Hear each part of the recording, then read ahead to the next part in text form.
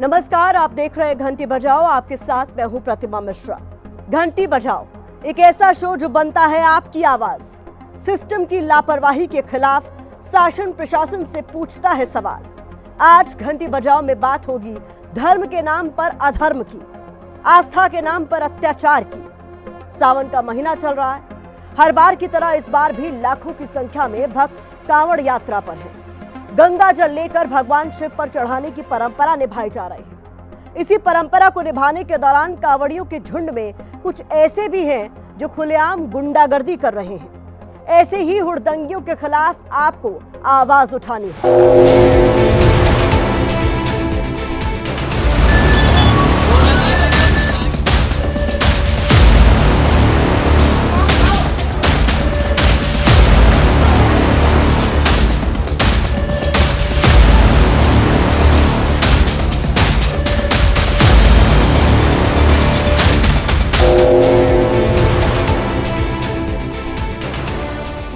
कहीं कांवड़िए किसी की कार तोड़ रहे हैं, कहीं किसी बाइक सवार के साथ मारपीट कर रहे हैं। कोई दुकानदार मन मुताबिक रेट नहीं लगा रहा तो उसकी दुकान में कोहराम मचा रहे हैं। हद तो तब हो गई जब इन कांवड़ियों ने स्कूल बस तक को नहीं बख्शा। ऐसा नहीं है कि हर कांवड़िया उत्पात मचा रहा है, लेकिन कांवड़ियों की भीड़ में कुछ लोग ऐसे हैं जिन्हें लगता है मानो गुंडागर्दी का लाइसेंस मिल गया है। सवाल यह है कि ऐसे लोगों पर लगाम कौन लगाएगा? आम लोगों को इनके आतंक से कौन बचाएगा?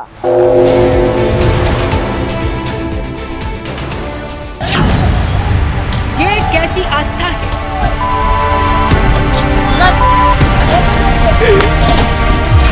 कैसी भक्ति है?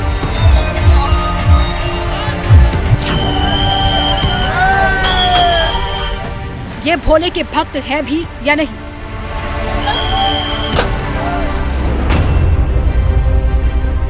आस्था का तो मतलब समर्पण, त्याग, अहिंसा होता क्या? लेकिन ये तस्वीरें उससे उलट हैं। यहाँ हिंसा है, उपद्रव है, तोड़फोड़ है। कहीं कांवड़िए किसी कार को तोड़ रहे हैं, कहीं दुकानों में तबाही मचा रहे हैं। खुद को भोले का भक्त बताने वाले महिला के साथ मारपीट करने तक से बाज नहीं आ रहे। ये तस्वीरें शर्मसार करने वाली हैं।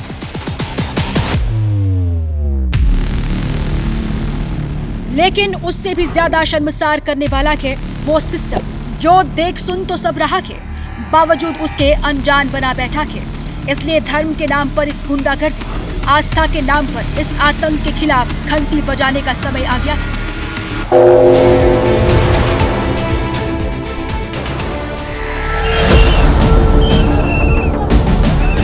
एबीपी न्यूज आज आपको दिखाएगा कैसे ये कांवड़िए आस्था का अपमान ही नहीं कर रहे, कानून का भी मखौल उड़ा रहे हैं।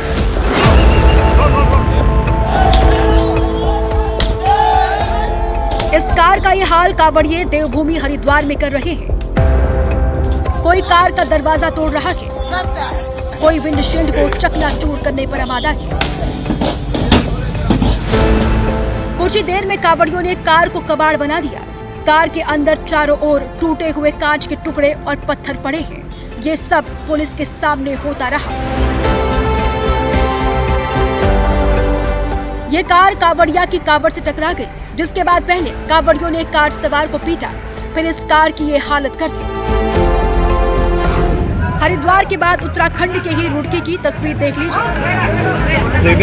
हरिद्वार रुड़की स्टेट हाईवे पर कांवड़ियों ने पहले एक कार ड्राइवर को कावड़ खंडित करने के आरोप में पीटा। उस पर भी मन नहीं भरा तो कार में तोड़फोड़ शुरू कर दी। लोगों ने किसी तरह ड्राइवर को तो बचा लिया, लेकिन कार नहीं बचा सके। पुलिस मौके पर पहुंचती तब तक कांवड़िया कार को काफी नुकसान पहुंचा चुके थे।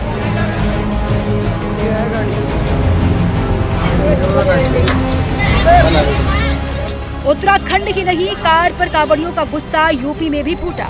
कांवड़ियों के कार पर कोहराम की गाजियाबाद से दो तस्वीर सामने आई। बताया जा रहा है कि गाजियाबाद के मोदी नगर में यू टर्न लेते वक्त ये कार कावड़ से टकरा गई। फिर क्या था, कोई इस कार के ऊपर चढ़कर तोड़फोड़ करने लगा तो कोई हाथ में लाठी लेकर इस पर दनादन वार करने लगा।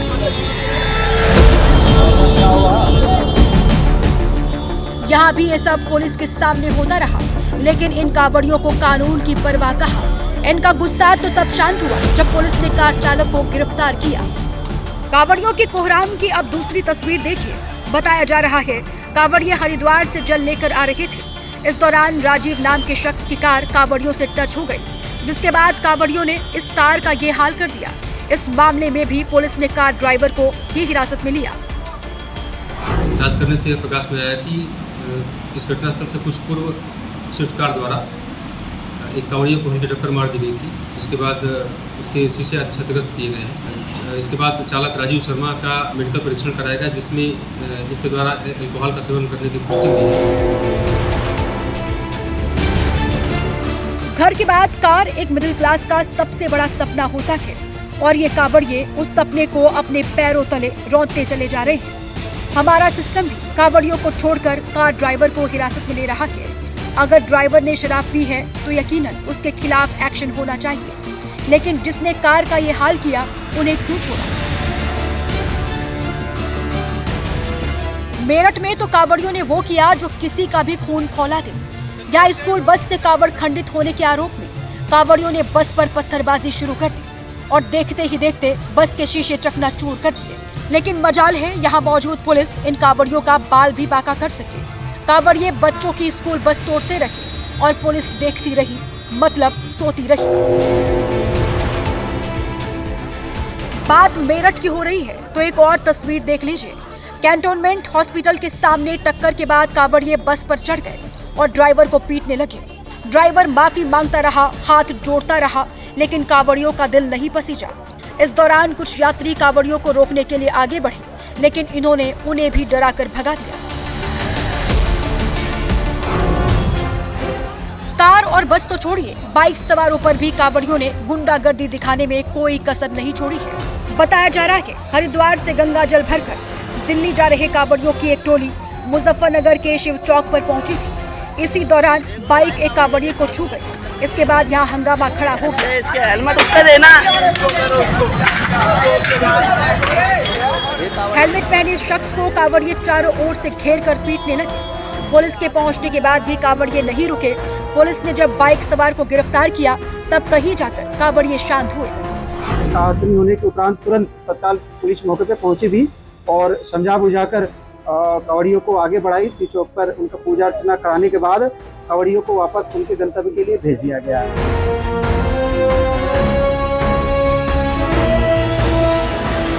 उत्तर प्रदेश से लेकर उत्तराखंड तक कांवड़ियों की ये गुंडागर्दी, ये अराजकता, ये उपद्रव जारी है, लेकिन इन्हें रोकने वाला कोई नहीं। वो प्रशासन, वो सिस्टम जिस पर इसकी जिम्मेदारी है, उन्होंने अपनी आंख मूंद रखी है।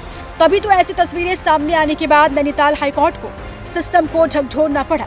नैनीताल हाईकोर्ट ने पुलिस को क्या फटकार लगाई, ये जानने से पहले वो तस्वीर देख लीजिए जिस पर कोर्ट ने नाराजगी जाहिर की है।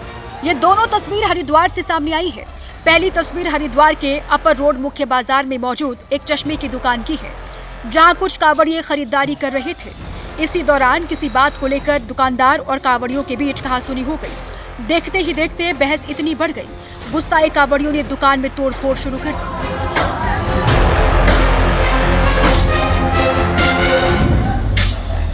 पुलिस ने फुटेज और स्थानीय लोगों की मदद से 2 उपद्रवी कांवड़ियों को मौके से गिरफ्तार किया। दूसरी तस्वीर तो बेहद शर्मसार करने वाली है।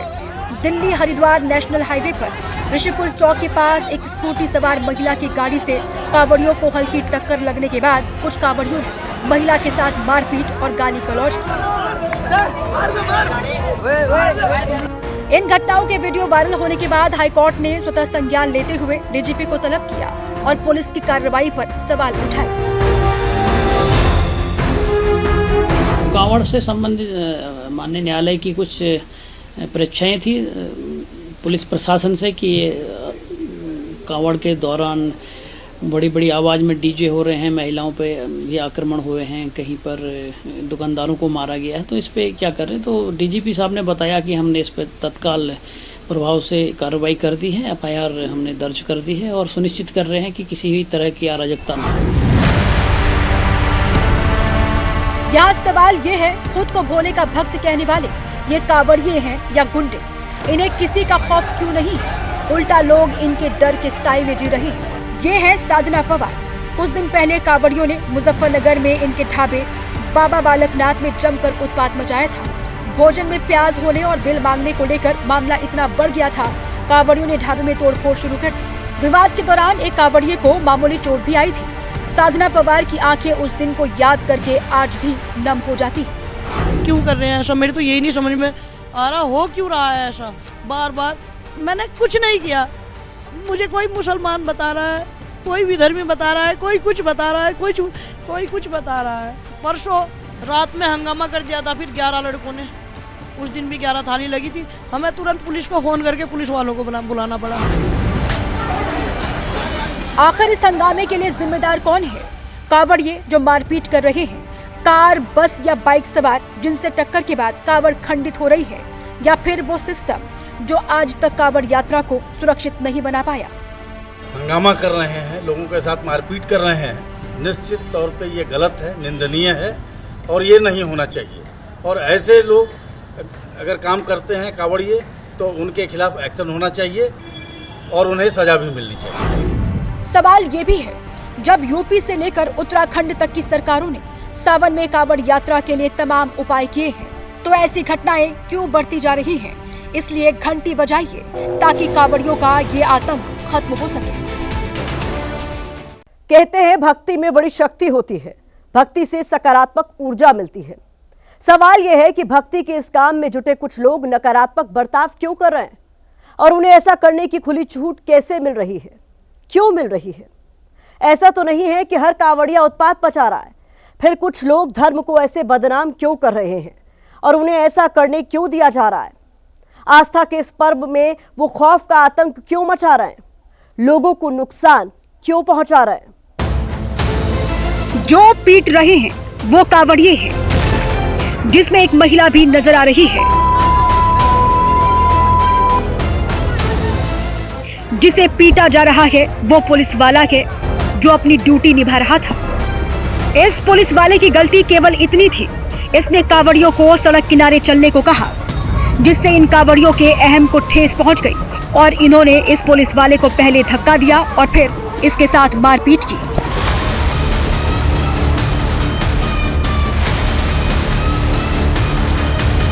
कांवड़ यात्रा के दौरान हरिद्वार से इस तरह की तस्वीर अब आम हो चुकी है, जहां कांवड़िये गुंडागर्दी की सारी हदें पार कर रहे हैं।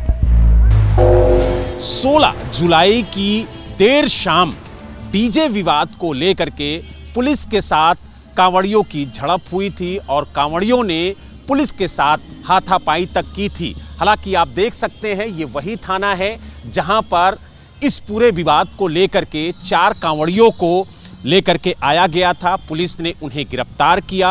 लेकिन सवाल ये है, आस्था के नाम पर गुंडागर्दी का लाइसेंस इन्हें किसने दिया? क्या इन्होंने मान लिया कि ये ऐसे ही कानून को हाथ में लेते रहेंगे और कोई इनका कुछ नहीं कर पाएगा? धर्म के नाम पर इनकी ये गुंडागर्दी क्या आस्था के साथ खिलवाड़ नहीं है? इसमें कोई शक नहीं, भोले के ये भक्त कई 100 किलोमीटर का लंबा सफर अपने कंधों में जल लेकर तय करते हैं, पैदल चलते हैं, नंगे पैर चलते हैं, जिससे इनके पैरों में छाले तक पड़ जाते हैं। ये तस्वीर भक्ति की शक्ति दिखाती है, लेकिन दूसरी तस्वीर गुंडागर्दी और उपद्रव की है, जो साबित करती है कि कुछ लोग आस्था से खिलवाड़ कर रहे हैं, सनातन का अपमान कर रहे हैं। हमने जब इसे लेकर कांवड़ियों से बात की तो सुनिए इन्होंने क्या कहा।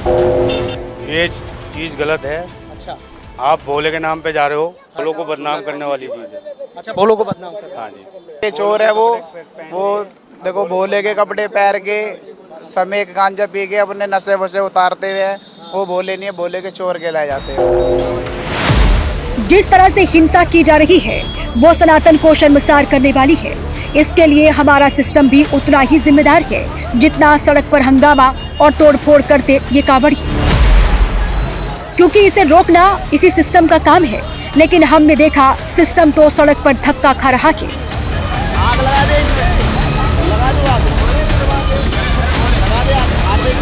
अब सवाल है, ऐसे कांवड़ियों को लेकर हिंदू धर्मगुरु क्या सोचते हैं?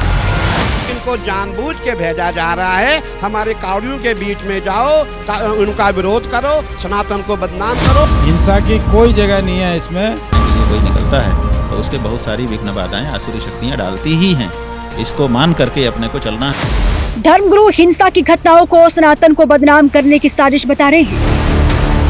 अब सवाल ये है, अगर ये साजिश है तो इसके खिलाफ कार्रवाई कौन करेगा?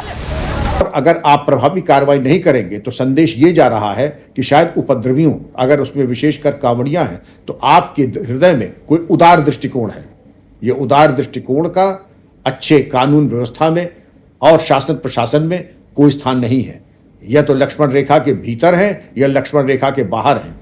कांवड़ रोड पर कांवड़ियों की मनमानी की एक और तस्वीर देखिए और तय कीजिए कि इस मनमानी को रोकने की जिम्मेदारी किसकी है। कांवड़ियों की तरफ से नियम तोड़ने की कहानी रॉन्ग साइड चलने तक ही सीमित नहीं है। ये तय सीमा से ऊंचा डीजे बजा रहे हैं।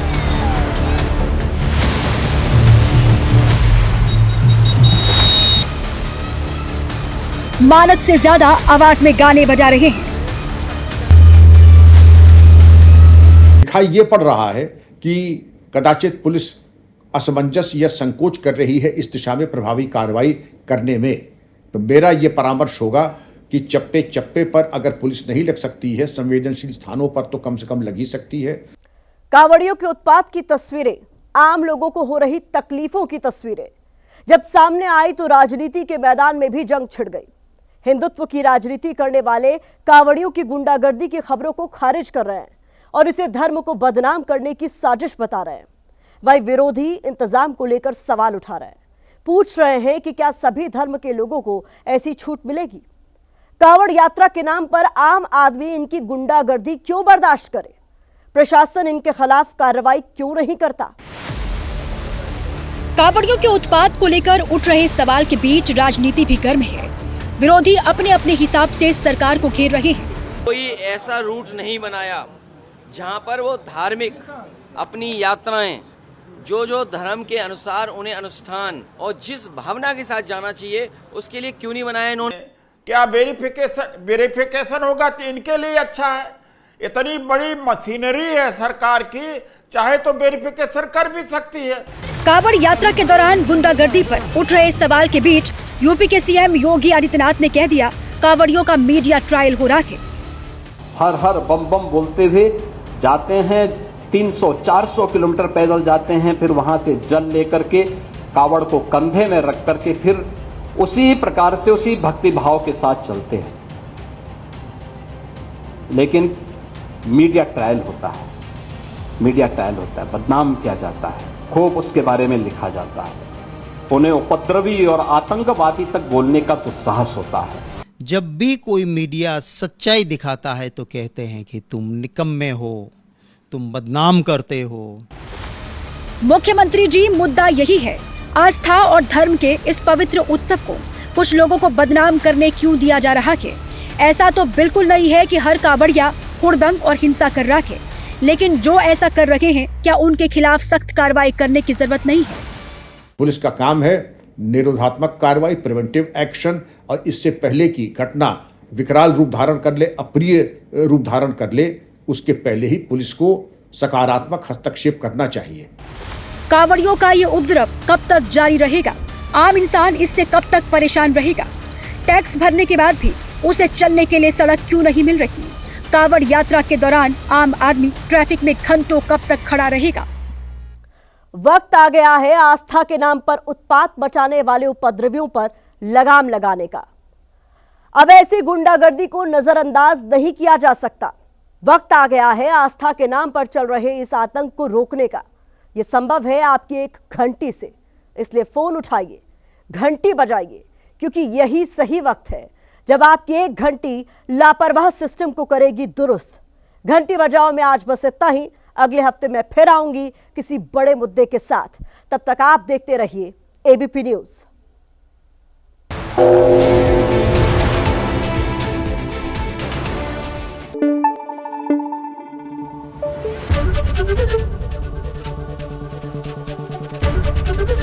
एबीपी न्यूज आपको रखे आगे।